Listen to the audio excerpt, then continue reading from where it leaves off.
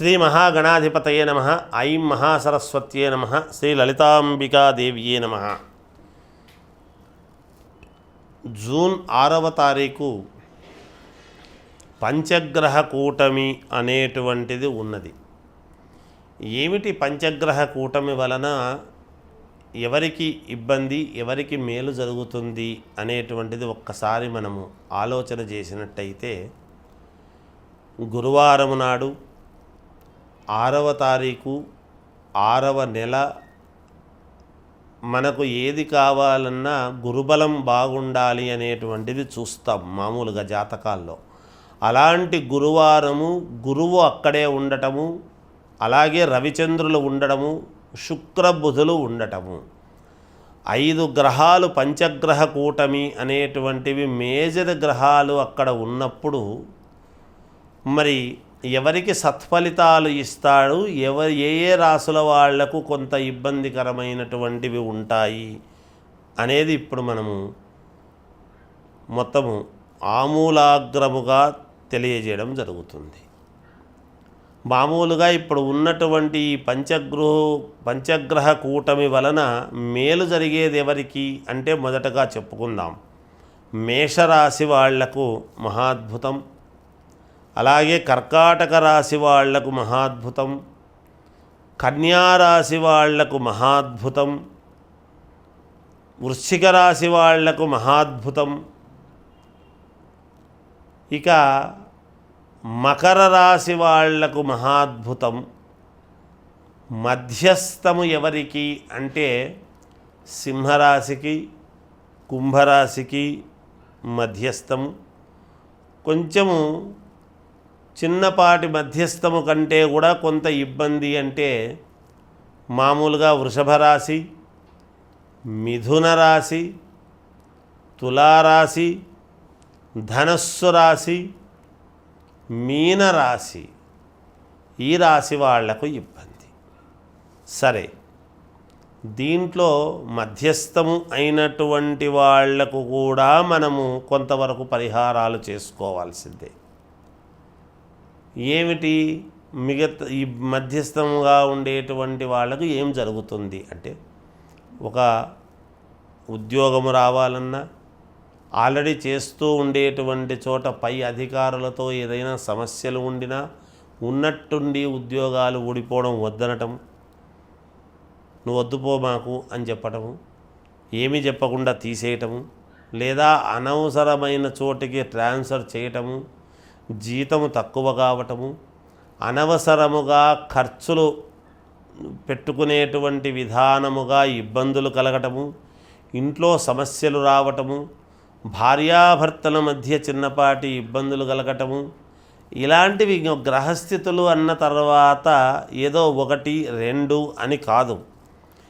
ఏవో వాళ్లకు తగినటువంటి వాళ్లకు ముట్టినటువంటి లగ్నాన్ని బట్టి వాళ్లకు జరిగేటువంటి దానిని బట్టి ఉంటాయి.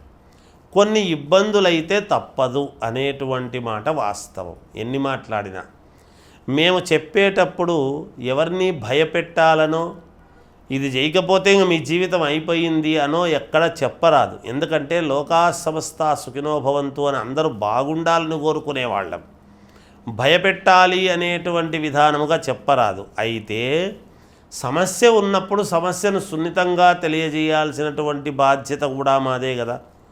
అందువలన ఈ బాగులేని రాసుల వాళ్ళు ఎవరైతే ఉన్నారో వీళ్ళు కొంచెము ఏదో ఆయా నక్షత్రాలకు, ఆయా రాసులకు జపాలు అవి చేసుకుని హోమ కార్యక్రమాలు చేసుకుంటే మేలు జరుగుతుంది, వాటి యొక్క ప్రభావము తగ్గుతుంది, అగ్ని సంస్కారము వలన అనేటువంటిది తెలుసుకోవాలి. మీకు నమ్మకమైనటువంటి పూజారుల దగ్గరికి వెళ్ళి, అయ్యా టీవీలో ఇలా చెప్పారు బాగలేదని మాకు కాస్త ఏదో హోమం చేయండి అంటే ఇంటికి పిలిపించుకొని బ్రాహ్మణులు ఇంట్లోనే హోమాలు చేసుకోవటం, లేదా వాళ్ళు చేస్తున్న చోటికి పోయి చేయించుకోవటం, అది మీ సౌకర్యాన్ని బట్టి మీరు చేసుకుంటే ఈ రాసుల వాళ్ళు మేలు జరుగుతుంది. ఏ రాసుల వాళ్ళు హోమాలు చేసుకోవాలి అంటే, బాగులేని రాసులు ఏవి అంటే, ఏవైతే ఎక్కడైతే గ్రహాలన్నీ ఒకే చోట ఉన్నాయో ఆ రాశి వాళ్లే చేసుకోవాల్సిన అవసరం ఏర్పడుతూ ఉన్నది. ఏది? వృషభ రాశి.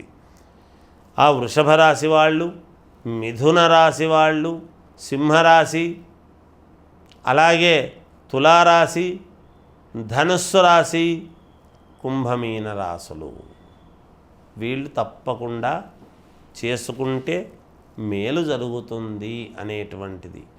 ఈ పంచగ్రహ కూటమి అనేటువంటి దాని వలన ఒక మంచి అద్భుతమైనటువంటి ఉపయోగాలు కూడా ఉన్నాయి. ఏమిటి? అమావాస్య ఆ రోజు పైగా. అయితే యంత్ర పూజలకు తర్వాత తాంత్రిక విద్యలకు చాలా కలిసొచ్చేటువంటి విధానం. తాంత్రిక విద్యలంటే ఏమిటి? క్షుద్రము కాదు, మనము పొరపాటు పడొద్దు ఎప్పుడూ కూడా. క్షుద్రానికి తాంత్రిక విద్యలకు చాలా తేడా ఉన్నది ఎప్పుడూ కూడా. తాంత్రిక విద్యలు ఏమిటంటే మనకు ఒక పని కావాలి అన్నప్పుడు శీఘ్రముగా మనకు పని జరగాలి, మనకి యోగము జరగాలి, మనకి మేలు కావాలి, మనకు ఒకటి కావాలి అనుకున్నప్పుడు చేసుకునేటువంటివి తాంత్రిక విద్యలు. ఇవన్నీ కూడా అంటే కొన్ని మనకు అనుకూలించాలి, మన అధీనములో ఉండాలి అనుకున్నప్పుడు తాంత్రిక విద్యలు చేస్తే చాలా మంచి ఫలితాలు ఉంటాయి, మనకు మేలు జరుగుతాయి. కొంతమంది జీవితాలు మారడానికి మేలు జరుగుతుంది ఎప్పుడూ కూడా. అందుకని తాంత్రిక విద్యలు యంత్ర పూజలకు చాలా అనుకూలమైనటువంటి సన్నివేశము ఆ రోజు ఈ పంచగ్రహ కూటమి అనేటువంటి రోజు. అవి మేము ఉపాసకులుగా తాంత్రిక విద్యలు చేసేటువంటి వాళ్ళముగా మేలు చేయడం కోసము కొన్ని శీఘ్ర ఫలితాలు వచ్చే విధముగా చేస్తూ ఉంటాము. కాబట్టి మాకు ఈ యొక్క పంచగ్రహ కూటమి అనేటువంటిది అత్యంత ప్రాధాన్యత కలిగినటువంటి రోజుగా భావించి ఎవరెవరికి ఏమేమి మేలు చెయ్యాలో వాళ్లకు ఆ విధముగా మేలు చేస్తూ వాళ్ళ జీవితాలు మార్పు జరిగి మీరు చేసింది జరిగింది, మాకు మేలు జరిగింది అని అనిపించుకోవటానికి సర్వ ప్రయత్నాలు చేస్తూ ఉంటాం. కొన్ని సినిమాల్లో ఫలానా గ్రహస్థితి నాడు ఇది జరిగితే మనకిది లభ్యమవుతుంది అనేటువంటిది ఉంటుంది, మీరు గ్రహించుంటారు. అగో అది ఏది తప్పు కాదు, నిజమే.